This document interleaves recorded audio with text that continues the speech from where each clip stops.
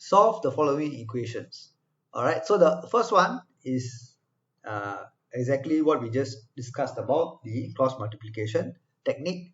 Alright, and what is the technique again? So when I have two fractions, a over b equals to c over d, I can cross multiply. That means the denominators cross over the equal sign and multiply.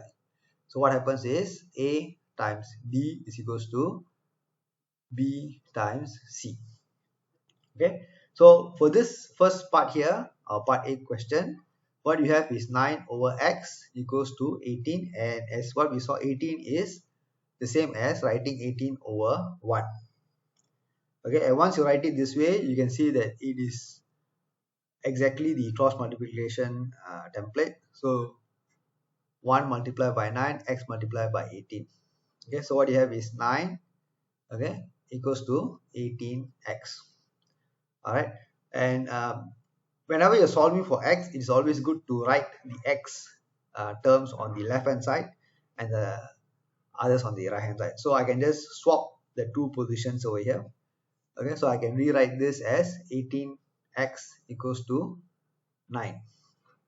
All right, and then to solve this, I bring the 18 over, so I divide. So x equals to 9 over 18. That means x is equals to, if I simplify, divide by 9, I get 1 over 2. So that is the final answer here for part A. For part B, what we need to do is we need to move things around. So 9 minus 5x equals to 13. All right. Now x is already on the left hand side. All right, but it has a negative sign. Okay, and there's only one x term here. All right.